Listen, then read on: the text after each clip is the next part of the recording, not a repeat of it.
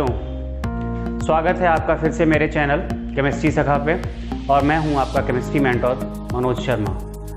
तो second last video lecture की बात करें, उसमें हम लोगों ने बोर मॉडल को फेल करने वाले कॉजेज़ पढ़े थे और उन कॉजेज़ में एक डी ब्रॉगली थ्योरी आई थी निकल के और हिजेनबर्ग्स अनसर्टेनिटी प्रिंसिपल भी आया था। और भी रीजंस थे लेकिन ये दो रीजंस भी थे। और हमने फिर पिछले वीडियो लेक्चर में आपको ये डी ब्रॉगली थ्योरी को बहुत डिटेल में पढ़ाया और साथ में ये भी बताया था कि डी ब्रॉगली थ्योरी और हिजेनबर्ग्स अनसर्टेनिटी प्रिंसिपल ये दोनों फाउंडेशन हैं फॉर जो मॉडर्न कॉन्सेप्ट आएगा एटॉमिक स्ट्रक्चर का, जिसको हम लोग कहते हैं वेव मैकेनिकल मॉडल। तो ये उसकी नींव है। तो डी ब्रॉगली थ्योरी को तो हम लोग डिस्कस कर ही चुके हैं और अब बारी है हिजेनबर्ग्स अनसर्टेनिटी प्रिंसिपल को डिस्कस करने की। तो कॉपी पेन उठाइए और डालिए हेडिंग हिजेनबर्ग्स अनसर्टेनिटी प्रिंसिपल और इसको हम स्टार्ट करते हैं।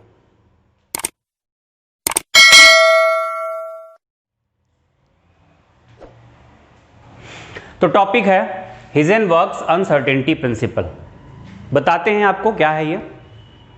थोड़ा सा लिखिए, पहले दो लाइनें लिखिए फिर समझाते हैं उनको। लिखें फॉर माइक्रोस्कोपिक पार्टिकल्स, मतलब जिनका मास साइज बहुत छोटा है। फॉर माइक्रोस्कोपिक पार्टिकल्स कॉमा लगा के their position and momentum both can not be measured simultaneously with absolute accuracy. Both cannot be measured simultaneously with absolute accuracy. Full stop के बाद लिखिएगा if an attempt is made to measure one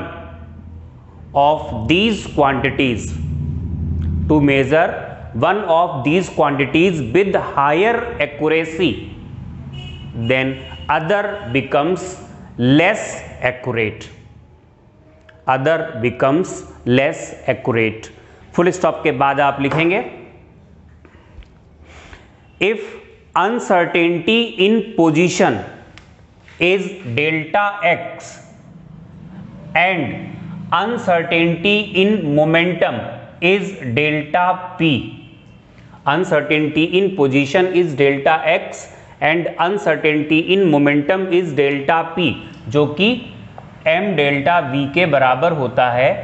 then जो delta x into delta p होगा वो या तो ज़्यादा होगा या बराबर होगा h/4 पाई के।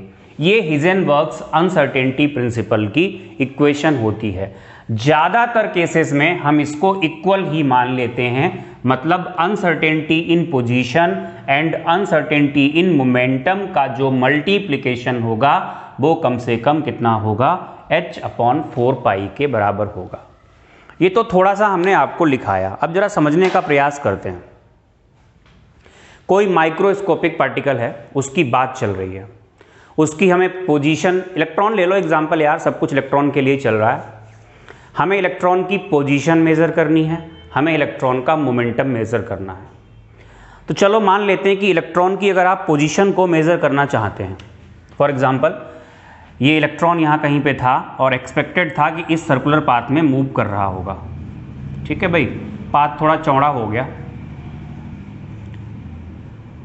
ये इलेक्ट्रॉन यहाँ पर मूव कर रहा था। अगर आप इसकी पोजीशन को देखना चाहते हैं, माइक्रोस्कोपिक पार्टिकल है तो माइक्रोस्कोप यूज़ होगी। ठीक है भैया, ये माइक्रोस्कोप जैसी भी बनी है देख लो, इसका यूज़ करना पड़ेगा। माइक्रोस्कोप का यूज़ करना पड़ेगा तो इस पर लाइट डालनी पड़ेगी। ये आपने फोटोन डाला, जब आपने इस पर फोटोन डाला तो ये फोटोन के पास होती है एनर्जी, और ये पार्टिकल इतना छोटा है कि ये एनर्जी काफ़ी है, वो क्या करेगी, इसकी स्पीड को भी चेंज कर देगी। स्पीड चेंज होने से क्या होगा, मोमेंटम चेंज हो जाएगा। और इसके अलावा क्या होगा, इसकी डायरेक्शन भी चेंज हो जाएगी। तो कहीं दिखेगी आपको जाके इस साइड में जाते हुए, और एक्सपेक्टेड कहाँ थी, यहाँ की तरफ थी। तो माइक्रोस्कोपिक पार्टिकल्स जो होते हैं उनका साइज इतना छोटा होता है, उनका मास इतना कम होता है, उन्हें नेकेड आइज से हम नहीं देख सकते। तो माइक्रोस्कोप का यूज़ करते हैं, लाइट डालते हैं तो लाइट क्या करेगी, एनर्जी होगी उसके पास, वो एनर्जी जब स्ट्राइक करेगी इलेक्ट्रॉन से तो इलेक्ट्रॉन की पोजीशन और मोमेंटम दोनों ही चेंज हो जाएंगे। तो एक्सप्लेनेशन डालेंगे, हेडिंग जो हमने लिखा था वो यही लिखा था कि पोजीशन और मोमेंटम को एक साथ एब्सोल्यूट एक्यूरेसी के साथ मेजर नहीं कर सकते। अच्छा, वो एक साथ वाला क्या लफड़ा है वो आगे आपको बताएंगे। इतना तो समझ में आ गया होगा कि पोजीशन और मोमेंटम को हम ठीक मेजर नहीं कर सकते, मतलब एक को अच्छे से मेजर करोगे तो दूसरा खराब हो जाएगा, वो बात हम आपको अभी आगे समझाएंगे। पहले आप इतना लिख लो, एक्सप्लेन कर लो। एक्सप्लेनेशन में आप लिखो, एक्सप्लेनेशन में आप लिखोगे to measure the position of microscopic particle, microscope is used, comma लगा के, for this purpose requirement, there is requirement of light, for this purpose there is requirement of light, full stop के बाद, when photons strike with electron, comma, electron absorbs energy, electron absorbs energy, hence its position and momentum both are changed, its position and momentum both are changed, दोनों change हो जाएंगे। अच्छा, अब ये जो हमने बात की थी कि अगर एक को आप ज़्यादा एक्यूरेसी के साथ मेजर करो तो दूसरे में अनसर्टेनिटी बढ़ जाती है, इस बात का मतलब क्या है? देखो, ऑप्टिक्स का रूल होता है, ऑप्टिक्स का रूल है तो फिजिक्स में ही पढ़ना चाहिए। ये मुझे पता है, मुझे आता है वो क्या है, लेकिन मैं आपको यहाँ पर उसको समझा नहीं सकता। समझाने का मतलब ये हुआ केमिस्ट्री पूरी डिस्टर्ब हो गई। यहाँ पर ये स्टेटमेंट आपको याद करना पड़ेगा। ऑप्टिक्स का रूल है कि किसी भी पार्टिकल की जो पोजीशन आप मेजर करते हो उसमें जो मैक्सिमम अनसर्टेनिटी होती है वो प्लस माइनस लैम्डा के बराबर होती है। तो अनसर्टेनिटी इन पोजीशन, अनसर्टेनिटी इन, ये ऑप्टिक्स का रूल है, आप लिख देंगे ऊपर, अकॉर्डिंग टू, ये एक्सप्लेनेशन के अंदर ही है, according to rule of optics uncertainty in position ये होगी प्लस माइनस लैम्डा के बराबर। मतलब उसको देखने के लिए आप जो लाइट यूज कर रहे हो उसकी वेवलेंथ अगर लैम्डा है तो हो सकता है वो ऑब्जेक्ट आपको लैम्डा पहले दिख जाए या लैम्डा बाद में दिखे, तो प्लस माइनस लैम्डा के बराबर होती है। चलिए ठीक है, कोई बात नहीं, ये बात तो माननी पड़ेगी हमें, भैया फिजिक्स की बात है तो फिजिक्स वालों से समझना।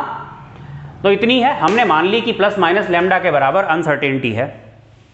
चलो हम चाहते हैं कि पोजीशन में अनसर्टेनिटी को कम किया जाए। पोजीशन में अनसर्टेनिटी को कम करने के लिए हम करेंगे क्या? हम छोटी वेवलेंथ की लाइट को यूज करेंगे, कम वेवलेंथ की लाइट को यूज करेंगे। कम वेवलेंथ की लाइट यूज की तो अनसर्टेनिटी इन पोजीशन को हमने रिड्यूस कर दिया, ऑफ कोर्स रिड्यूस कर दिया, लेकिन जब वेवलेंथ कम होगी तो एनर्जी ज़्यादा होगी उसके पास, क्योंकि E इज इक्वल टू होता है hc अपॉन लैम्डा। लैम्डा कम होगा तो एनर्जी ज़्यादा होगी, और एनर्जी ज़्यादा होगी तो इससे इलेक्ट्रॉन के मोमेंटम में जो चेंज आएगा, यानी स्पीड में जो चेंज आएगा वो ज़्यादा आएगा। तो पोजीशन एक्यूरेसी की तरफ गई, ज़्यादा एक्यूरेसी की तरफ गई तो मोमेंटम में एक्यूरेसी जो थी वो घट गई, और इसका उल्टा करेंगे तो मोमेंटम में एक्यूरेसी अगर बढ़ेगी तो एक्यूरेसी पोजीशन में घट जाएगी। तो इसलिए कहा गया दोनों की पोजीशन को साइमल्टेनियसली और ज़्यादा एक्यूरेसी के साथ हम मेज़र नहीं कर सकते। अगर एक मेजरमेंट में एक्यूरेसी बढ़ाओगे तो दूसरे मेजरमेंट में एक्यूरेसी ऑटोमेटिकली कम हो जाएगी। तो आप लिखेंगे एक्सप्लेनेशन के अंदर ही यही कंटिन्यू रखेंगे। According to rule of optics uncertainty in position is equal to, यहां मैक्स कर लो, maximum uncertainty in position is equal to plus minus lambda. Okay, नई लाइन से लिखेंगे to measure the position with more accuracy, to measure the position with more accuracy light of short wavelength is used, light of short wavelength is used, comma लगा के, light of small wavelength has more energy, light of small wavelength has more energy, hence uncertainty in momentum increases, uncertainty in momentum increases, और वाइसी वर्सा, मतलब इसका उल्टा, wavelength बढ़ाओ energy घट जाएगी, momentum में एक्यूरेसी बढ़ेगी बट एक्यूरेसी इन पोजीशन क्या होगी, घट जाएगी। और होता क्या है, delta x into delta p कम से कम h/4 के बराबर रहता ही है। जैसे हमने डी ब्रॉगली थ्योरी का सिग्निफिकेंस लिया था, वैसे ही अगर हम हिजेनबर्ग्स अनसर्टेनिटी प्रिंसिपल का सिग्निफिकेंस लें तो ये ज़्यादा एक्यूरेट है, हिजेनबर्ग्स अनसर्टेनिटी प्रिंसिपल। लेकिन बात वही आ जाती है, अगर कोई ऑर्डिनरी लाइफ पार्टिकल है, सपोज दैट ये मार्कर है, अगर आप इसकी पोजीशन देख रहे हो, आप वहाँ खड़े हुए हो, आप पोजीशन को मेजर करना चाहते हो, बेटा पोजीशन मेजर करने का मतलब ये हुआ किसी एक पॉइंट से ये कितनी डिस्टेंस पे है। तो पहली बात तो ये, जो लाइट आप यूज़ कर रहे हो, लाइट की वेवलेंथ होती है बहुत छोटी, विजिबल रीजन में कितना है आपको पता है, 4000 से लेकर 8000 एंगस्ट्रॉम। तो जो पोजीशन हम मेजर कर रहे हैं, अगर इसकी पोजीशन में वेवलेंथ के बराबर अनसर्टेनिटी आती भी है, मान लो 8000 एंगस्ट्रॉम की अनसर्टेनिटी आ गई, तो 8000 एंगस्ट्रॉम भी हुआ ही कितना, हमारी डेली लाइफ के लिए वो 8000 एंगस्ट्रॉम बिल्कुल भी सिग्निफिकेंट नहीं है, क्योंकि हमें पोजीशन जो चाहिए होती है वो इतनी एक्यूरेसी के साथ नहीं चाहिए होती है। हमें बस मैक्सिमम क्या चाहिए होगा कि भैया ये इस वाली पोजीशन से इतने मीटर या सेंटीमीटर या मिलीमीटर दूरी पे है, और वेवलेंथ मिलीमीटर के भी आसपास कहीं नहीं होती है, बहुत छोटी होती है। तो अनसर्टेनिटी इन पोजीशन जो है वो हमारे लिए यहाँ पर कैसी है, नेग्लिजिबल है ऑर्डिनरी लाइफ के लिए। और फोटॉन, जो फोटोन होता है, फोटोन के पास इतनी एनर्जी होती नहीं है, लाइट के पास इतनी एनर्जी होती नहीं है कि इतने हैवी पार्टिकल की स्पीड को वो चेंज कर सके। भाई इलेक्ट्रॉन तो इतना छोटा पार्टिकल है, इतना कम मास है, तो फिर उस केस में क्या होगा, वो फोटोन के पास जो एनर्जी होती है वो सफिशिएंट होती है कि वो इलेक्ट्रॉन की पोजीशन और मोमेंटम दोनों को चेंज कर देती है। लेकिन जो ऑर्डिनरी लाइफ पार्टिकल्स होते हैं उनका मास इतना होता है कि लाइट के बस का नहीं है कि वो उसकी पोजीशन और मोमेंटम को चेंज कर दे ड्यू टू अनसफिशिएंट एनर्जी। तो सिग्निफिकेंस में आप लिखिएगा, सिग्निफिकेंस ऑफ हिजेनबर्ग्स अनसर्टेनिटी प्रिंसिपल में आप लिखेंगे it is also significant only for microscopic particles. It is also significant, मतलब डी ब्रॉगली से रिलेट करा दिया इसलिए ऑल्सो लगाया है। It is also significant only for microscopic particles, full stop के बाद। For ordinary life objects uncertainty in position, uncertainty in position is not significant, वजह ब्रैकेट में लिख दो, due to large size of particles. भाई इनका साइज ही इतना बड़ा होता है, due to large size of objects, bracket close, and due to insufficient energy of light, it cannot change the momentum of object, it cannot change the momentum of object due to more mass of object. तो ये इसका significance हो गया। अब बारी आती है इसके क्वेश्चंस की।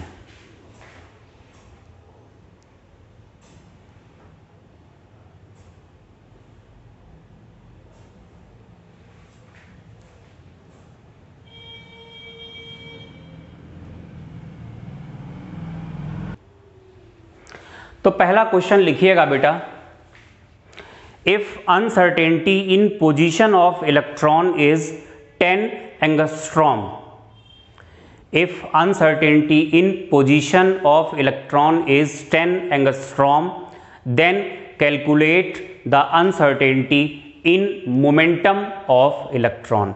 वैसे तो बेटा जी वीडियो को पॉज करिए और पॉज करने के बाद सॉल्व करिए, क्योंकि सबसे सिंपल क्वेश्चन ये है, और फिर मेरे साथ आप जुड़िए। आपको uncertainty in position delta x पूछा क्या गया है, find the uncertainty in momentum नहीं, वेलोसिटी कर लो, find the uncertainty in velocity. तो डेल्टा एक्स आपको दे दिया गया है 10 एंगस्ट्रॉम, मतलब ये हो गया 10 इंटू 10 टू दी पावर, यहां से सोल्यूशन स्टार्ट हो गया इसका, 10 to the power minus 10 metre, कुल मिला के ये बना 10 to the power minus 9 metre, right. ये तो हो गया डेल्टा एक्स। आपसे पूछा है डेल्टा वी, डेल्टा वी आपसे पूछा है, आप delta x into M delta B, भाई हम क्या करते हैं डेल्टा पी की जगह क्या करते हैं डेल्टा एम डेल्टा बी लगाते हैं। तो ये कितना रखेंगे आप, h अपॉन 4 पाई के बराबर रखेंगे। जब h अपॉन 4 पाई के बराबर रखेंगे, डेल्टा x पता ही है आपको, मास ऑफ इलेक्ट्रॉन पता होता है, तो डेल्टा v की वैल्यू हो जाएगी h upon 4 pi into delta x into m की वैल्यू को रखेंगे, तो ये वैल्यू बनेगी 6.626 10 टू दी पावर माइनस 34, और इसको अगर सॉल्व करेंगे तो 4 तो रहेगा ही, ये 3.14 पाई की वैल्यू रख दी। डेल्टा एक्स आपको दिया है 10 टू दी पावर माइनस 9 और m होता है 9.1 into 10 to the power minus 31। जब आप इसको सॉल्व कर लेंगे तो इस तरीके से आप डेल्टा v की वैल्यू को फाइंड कर लेंगे। ये तो सबसे सिंपल क्वेश्चन था। एक क्वेश्चन बार बार एग्जाम्स में पूछा गया है, कितनी बार पूछा गया है ये तो मुझे नहीं पता, लेकिन कई बार पूछा गया है। इंजीनियरिंग के एग्ज़ाम्स में भी पूछा गया है और मेडिकल के एग्ज़ाम्स में भी पूछा गया है। उस टाइम पे AIPMT होता था, मुझे याद है ठीक से 2008 में शायद ये क्वेश्चन आया भी था, 2007 या 8 में, 7 या 8 में ये क्वेश्चन आया था। क्वेश्चन क्या था लिखिएगा, बाद में भी जल्दी में भी आया है ये क्वेश्चन, बिल्कुल सेम क्वेश्चन। क्वेश्चन है if uncertainty in momentum and uncertainty in position is same, if uncertainty in position and uncertainty in momentum is same, then uncertainty in velocity is, then uncertainty in velocity is dash लगा हुआ था, और आपको ये 4 options दिए हुए थे। Options तो एग्जैक्टली मुझे नहीं याद हैं, लेकिन फिर भी मैं लिखने की रैंडमली लिख रहा हूँ, मैच कर गया अच्छी बात है, नहीं तो सही आंसर हमारा आएगा ही आएगा। तो वो जो आंसर्स थे वो ऐसे करके कुछ थे, 1/2 pi square root of h upon m, दूसरा ले लेते हैं 1/2m square root of h upon pi, तीसरा ले लेते हैं 1/2 pi h upon 2 pi square root of 1/m, और नेक्स्ट ले लिया हमने ऐसे करके कुछ h अपॉन m है 1/2 पाई, और एक और ले लो नन, क्योंकि हो सकता है इनमें से कोई ना आए, लेकिन ऑप्शंस जो थे वो कुछ इसी से मिलते जुलते थे और आपको ये क्वेश्चन सॉल्व करना था। तो बताते हैं आपको, वैसे तो वही तरीका यूज़ करिए आप, तरीका पुराना वाला। आप वीडियो को पॉज करिए, पॉज करने के बाद आप क्वेश्चन को सॉल्व करिए, हो जाता है बहुत अच्छी बात है, और नहीं होता है तो फिर यहाँ तो हम करा ही रहे हैं, उसके साथ आप अपने आप को मैच कराइएगा। देखिए भाई क्या है इसका सल्यूशन।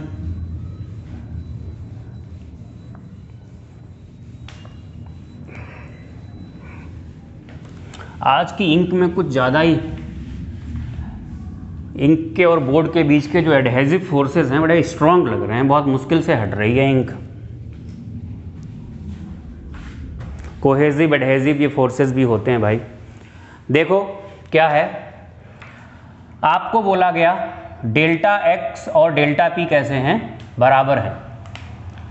डेल्टा पी जो है उसी को हम कहते हैं एम डेल्टा बी, ये बराबर है, इसको मान के चलो, आप ये रिलेट कराओ। देखना भाई, from delta x into M delta B बराबर क्या रखेंगे, h अपॉन 4 पाई। समझो, या तो हम डेल्टा एक्स को रिप्लेस करा दें एम डेल्टा बी से, या एम डेल्टा बी को रिप्लेस करा दें डेल्टा एक्स से। कौन सा काम करना चाहिए? अरे भाई, अगर आपने एम डेल्टा बी को डेल्टा एक्स से रिप्लेस करा दिया तो यहां पर ये टर्म तो बचा ही नहीं, डेल्टा एक्स ही रह जाएगा, और निकालना क्या है आपको, डेल्टा बी। तो भैया इसको रिप्लेस कराओ अकॉर्डिंग टू क्वेश्चन। क्वेश्चन कह रहा है डेल्टा एक्स बराबर है एम डेल्टा बी के, देन हो जाएगा एम डेल्टा बी, इसकी जगह भी रखेंगे, ये तो है ही है, square is equal to h upon 4 पाई।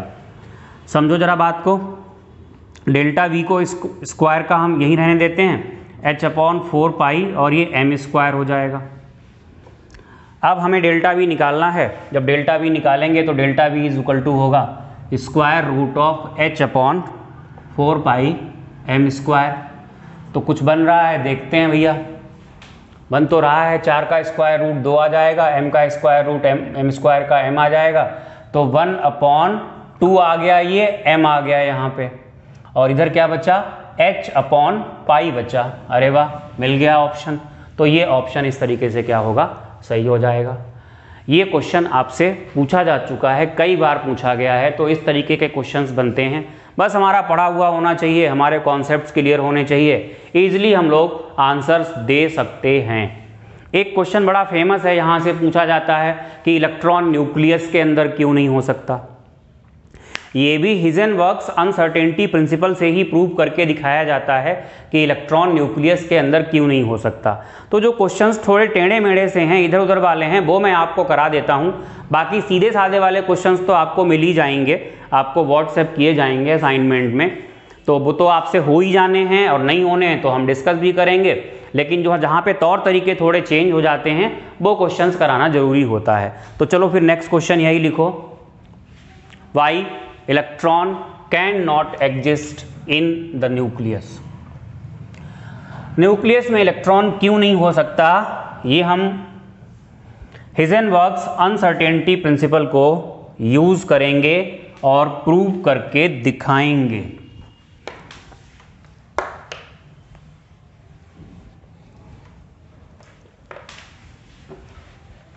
दिखाते हैं भाई, अभी दिखाते हैं। बताया था पहले, आज इंक और बोर्ड के बीच में एडहेसिव फोर्स बहुत स्ट्रांग है। मान लेते हैं, मान लो भाई, लेट से electron is in nucleus, nucleus में है इलेक्ट्रॉन, और आपको पता है रेडियस ऑफ न्यूक्लियस जो होती है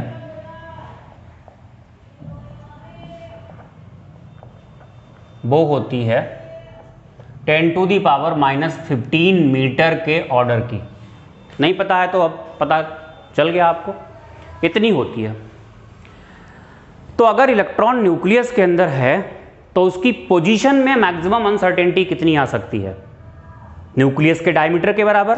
भैया था यहां और दिख यहां रहा है, मैक्सिमम कितनी हो सकती है, मैक्सिमम डायमीटर के बराबर हो सकती है। और डायमीटर और रेडियस क्या भाई, रेडियस अगर 10⁻⁻15 है तो डायमीटर 2 × 10⁻⁻15 हो जाएगा, मानते नहीं? तो मतलब ऑर्डर तो वही रहेगा 10⁻⁻15 का। रेडियस ऑफ न्यूक्लियस ये है इफ इलेक्ट्रॉन इज चलो इस लाइन को छोड़ दो, बढ़िया लाइन लिख रहे हैं, दूसरी वाली ज़्यादा अच्छी मिल गई। If electron is in nucleus then delta X max, maximum uncertainty in position कितनी होगी? 10⁻⁻15 मीटर। ये क्या है? डायमीटर ऑफ न्यूक्लियस, इतनी होगी। हम क्या करते हैं, फ्रॉम हिजेनबर्ग्स अनसर्टेनिटी प्रिंसिपल, तो नाम भी लिखने में टाइम लगता है, टेनिटी प्रिंसिपल, प्रिंसिपल लिख लेना भाई। Delta x into M delta V कितना हो? h/4 पाई। ये मैक्स है तो ये डेल्टा वी कैसा होगा? मिनिमम। तो डेल्टा वी मिनिमम अगर निकालोगे तो कितना होगा? h/4 पाई m, और डेल्टा एक्स कैसा रखा जाएगा यहाँ पर? मैक्सिमम।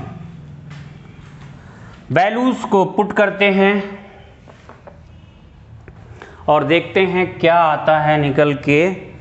डेल्टा वी मिनिमम जो आएगा वो h 6.626 इंटू 10⁻⁻34 और नीचे 4 हो गया। पाई की वैल्यू हमने कितनी रख दी?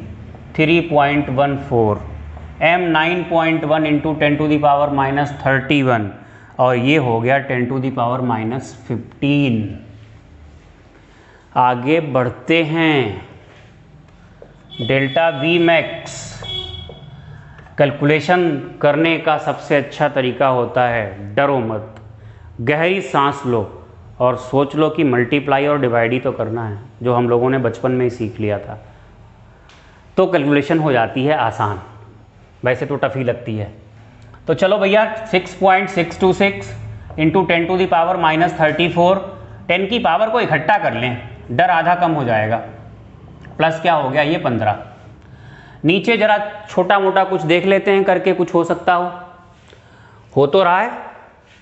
4 रखा, 3.14 रखा, ये 9.1 रखा। इसको अगर देखें तो लगभग 2 आ रहा है, 2 से इसको करें तो यहाँ 2 आ रहा है, ये 18 के आसपास आ रहा है। Delta V max approximately solve करेंगे तो 10 टू दी पावर कितनी बन रही है? प्लस की बन गई 31 और 15 हो गया 46, मतलब 46 में से आपने जब 34 तो प्लस का हो गया 12 और नीचे कितना आया? 18। तो अगर हम 100 ले लें तो 10 टू दी पावर क्या होगा? ये 10 होगा, नीचे होगा 18, तो ये 6 into 10 to the power 10 metre पर सेकेंड। ये कैसा है? More than speed of light, light की स्पीड से ज़्यादा है, ये पॉसिबल नहीं है। सुनो, पहली बात तो ये कहा जाता है किसी भी ऑब्जेक्ट की स्पीड लाइट की स्पीड से ज़्यादा नहीं हो सकती। यहाँ तो अनसर्टेनिटी इन स्पीड जो आ रही है वो लाइट की स्पीड से कैसी आ रही है? ज़्यादा आ रही है, जो कि पॉसिबल ही नहीं है, इम्पॉसिबल। अगर अनसर्टेनिटी इन स्पीड इतनी ज़्यादा आ रही है जो कि पॉसिबल नहीं है, तो करना क्या है? अनसर्टेनिटी इन स्पीड इससे कम होगी, right? Uncertainty in speed should be less than this one, इससे कम होगी तो अनसर्टेनिटी इन पोजीशन को बढ़ना पड़ेगा। अगर ये घटाओगे तो उसको बढ़ना पड़ेगा। अनसर्टेनिटी इन पोजीशन को अगर बढ़ना पड़ेगा तो इलेक्ट्रॉन को न्यूक्लियस से बाहर निकलना पड़ेगा, क्योंकि अनसर्टेनिटी इन पोजीशन को बढ़ाना है।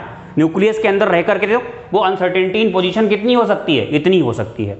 तो अनसर्टेनिटी इन पोजीशन को बढ़ाने के लिए इलेक्ट्रॉन को न्यूक्लियस से बाहर आना पड़ेगा, मतलब electron can not be exist in nucleus. तो आप लिखो, आपने लिखा, ये तो लिख ही लिया होगा, तो लिखिएगा actual uncertainty in speed, actual uncertainty in speed should be very less than calculated, very less than calculated. Hence uncertainty in position should be uncertainty in position should be more than this one, more than ये, and for this electron cannot be present in the nucleus. ऐसा करने के लिए, कैसा करने के लिए, uncertainty in position को बढ़ाने के लिए इलेक्ट्रॉन न्यूक्लियस में नहीं हो सकता। तो ये प्रूव हो गया क्वेश्चन। आगे बात करते हैं। तो बेटा जी बोर मॉडल फेल हो गया, फेल करने वाली वजह आपको बता दी गई। अब आप हेडिंग डालेंगे wave mechanical model of atomic structure. Wave mechanical model of atomic structure, ये ज़्यादा समझ में नहीं आता है और ज़्यादा समझना भी नहीं होता है। थोड़ा सा आपको हम आइडिया देते हैं।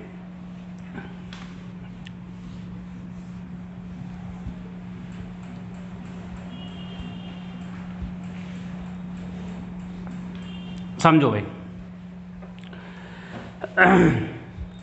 जो ऑर्डिनरी लाइफ पार्टिकल्स हैं, मतलब जिनके अंदर वेव कैरेक्टर सिग्निफिकेंट नहीं है, उनके लिए जो मैकेनिक्स लगती है वो मैकेनिक्स बोली जाती है क्लासिकल मैकेनिक्स, न्यूटन वाली, F = ma, या आप जो इक्वेशंस लगा सकते हैं, इक्वेशंस ऑफ मोशन, B = क्या होता है ut + at, ऐसे कुछ होता है, v² = u² + 2as, ये सब क्लासिकल मैकेनिक्स तभी लग पाएगी जब पार्टिकल जो है, जो भी ऑब्जेक्ट है, उसका वेव कैरेक्टर सिग्निफिकेंट नहीं है। इस थ्योरी की मेन बात यही थी, ऐसे पार्टिकल्स जो कि माइक्रोस्कोपिक हैं, जिनमें वेव कैरेक्टर भी सिग्निफिकेंट है, उनके लिए हम क्लासिकल मैकेनिक्स यूज़ नहीं कर सकते। उनके लिए एक अलग से मैकेनिक्स दी गई। इस मैकेनिक्स का नाम होता है वेव मैकेनिक्स या क्वांटम मैकेनिक्स। पूरी एक ब्रांच ही है भैया फिजिक्स की, क्वांटम फिजिक्स। तो वेव मैकेनिक्स या क्वांटम मैकेनिक्स होती है। ये इन दो इक्वेशंस पर बेस्ड है, डी ब्रॉगली थ्योरी और हिजेनबर्ग्स अनसर्टेनिटी प्रिंसिपल। इसकी एक इक्वेशन दी गई है वेव मैकेनिक्स की, that is called Schrodinger wave equation. उसमें कुछ चीज़ें होती हैं, कुछ टर्म्स यूज किए गए हैं, बस उनका निचोड़ ये है, रिजल्ट ये निकाला गया है, जस्ट लाइक नॉर्मल पार्टिकल्स, हम किसी माइक्रोस्कोपिक पार्टिकल की पोजीशन और मोमेंटम को एग्जैक्टली नहीं बता सकते। हम ये नहीं कह सकते कि इलेक्ट्रॉन एग्जैक्टली यहाँ पे है, क्योंकि इलेक्ट्रॉन के अंदर वेव कैरेक्टर हैं। हम इलेक्ट्रॉन के पाए जाने की प्रोबेबिलिटी को दे सकते हैं कि भैया ये न्यूक्लियस है, इसके चारों तरफ का ये स्पेस है, यहाँ पर इलेक्ट्रॉन के पाए जाने की प्रोबेबिलिटी है और इतनी प्रोबेबिलिटी है, यहाँ पे कम है, यहाँ पे ज़्यादा है, यहाँ पे 0 है, ऐसा कुछ कर सकते हैं। तो वेव मैकेनिक्स को बहुत डिटेल में पढ़ने की ज़रूरत नहीं है। इस चैप्टर का जो आखिरी लेक्चर होगा उसमें हम थोड़ा सा आपको वेव मैकेनिक्स के बारे में बताएंगे, लेकिन यहाँ पे नहीं। यहाँ पे बताने का मतलब ही यही हुआ कि आपका इस चैप्टर से मन हट जाना। तो यहाँ पर बस आप इतना अपने दिमाग में बिठा लीजिए कि लिखिए आप सीधे, और उतना ही बिठाइए अपने दिमाग में, लिखिएगा। आपने हेडिंग डाली होगी wave mechanical model of atomic structure में लिखिएगा। इट इज बेस्ड ऑन वही दो थ्योरीज। नंबर 1 नाम आपको हम बता ही चुके हैं, de Broglie theory. Number 2 Heisenberg's uncertainty principle. फिर नई लाइन से लिखें, according to this concept for microscopic particles, चाहे ब्रैकेट में लिख लें, having significant wave character, for microscopic particles bracket में having significant wave character, bracket close, classical mechanics can not be used. यहां पर हम न्यूटोनियन मैकेनिक्स नहीं यूज कर सकते जो न्यूटन ने दी है। क्लासिकल मैकेनिक्स यानी Newtonian mechanics can not be used. Full stop के बाद लिखें, फॉर दीज मतलब electron proton, for these a special mechanics is proposed, for these a special mechanics is proposed called as wave mechanics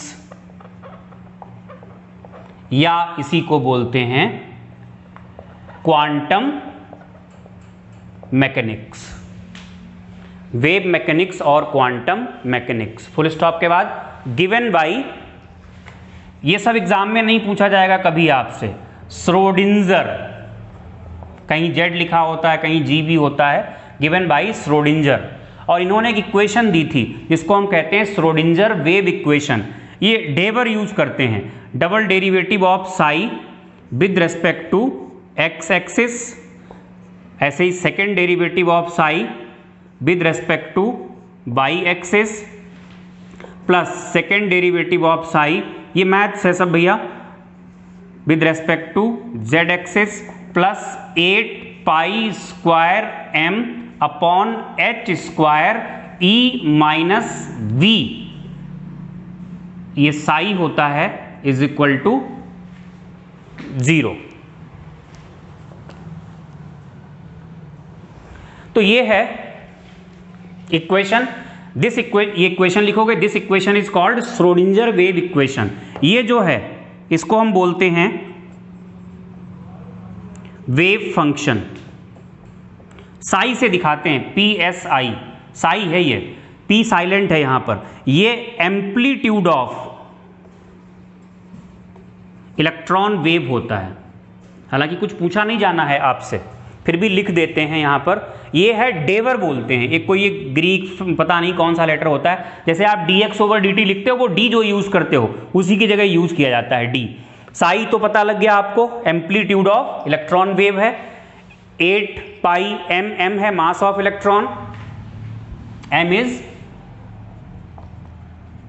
mass of electron, h आपको पता ही है, E है total energy of electron, और V है यहां पर potential energy of electron. मतलब ये एक इक्वेशन है। फिर आप इसको लिखने, अच्छा इसको पढ़ते क्या है, जैसे ये पढ़ा है dx², जैसे आप लोग डिफरेंशिएशन करते हैं dx/dt, एक बार और कर दें, 2 बार डिफरेंशिएशन करेंगे तो ये लिखेंगे, इसको हम बोलते हैं सेकेंड डेरिवेटिव। 2 बार किया हुआ है, second derivative of psi with respect to x axis. अगर इसको पढ़ना हो तो हम पढ़ेंगे second derivative of psi with respect to Y axis. ये सब आपके मतलब का नहीं है। जो थीम हमारी चल रही थी वो ये थी कि एक नई मैकेनिक्स दी गई जिसका नाम है क्वांटम मैकेनिक्स या वेव मैकेनिक्स। उसकी ये इक्वेशन है। इस इक्वेशन से कुछ हम सॉल्यूशंस निकालते हैं और उन सॉल्यूशंस के बेसिस पर बस हम इतना कहते हैं, फॉर माइक्रोस्कोपिक पार्टिकल्स जिनके लिए वेव कैरेक्टर सिग्निफिकेंट है, उनकी पोजीशन को हम एग्जैक्टली डिफाइन नहीं कर सकते, बस उनके पाए जाने की प्रोबेबिलिटी दे सकते हैं। लिखिएगा नई लाइन से, according to this mechanics for the particles having significant wave character, according to this mechanics for the particles having significant wave character,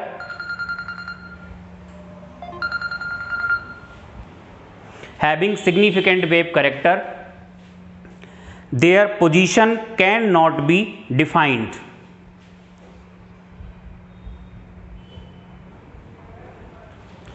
हाँ, तो for the particles having significant wave character, their position cannot be defined. Full stop के बाद their probability of finding can be given. Their probability of finding can be given. यहां पे एक नया term आया जिसका नाम होता है ऑर्बिटल। लिखिएगा नई लाइन से,